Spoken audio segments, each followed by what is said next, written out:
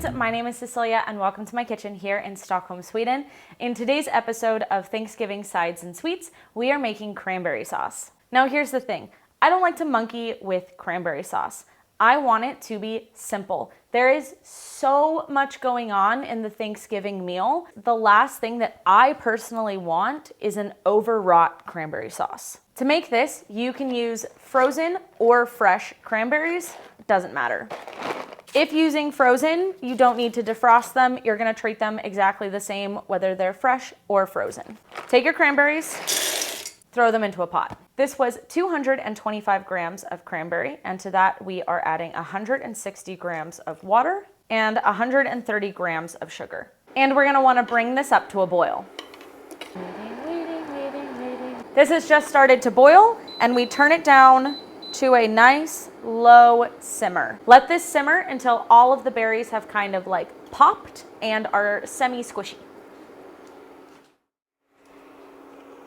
It's been about 15-20 minutes and our cranberry sauce is looking great. The cranberries have popped, it's looking thick, we're good to go here. Now I will say there is something a little funky monkey about Swedish cranberries.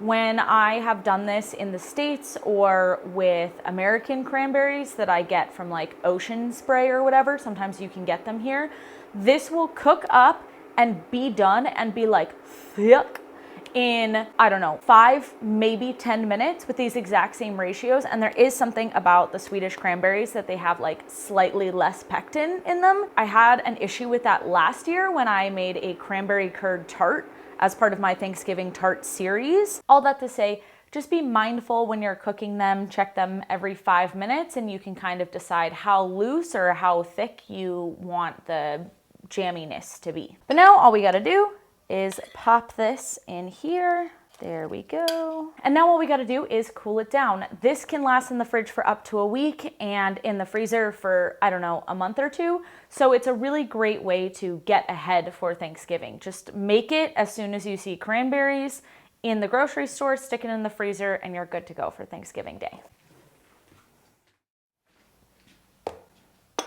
Cranberry sauce has been sitting in the fridge and it has really, really nicely set up, which is exactly what we wanted.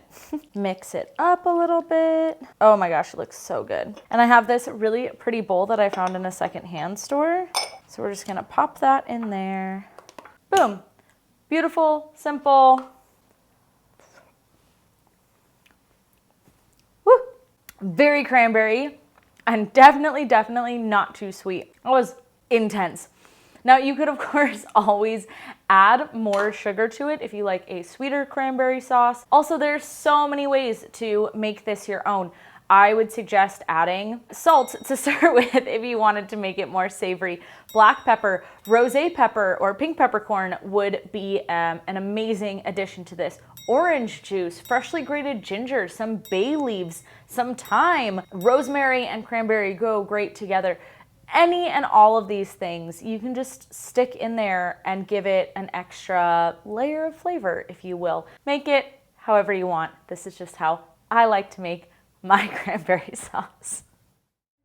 If you liked today's video, then please like, comment, and subscribe, and I hope that you have a great day and that I'll see you again tomorrow.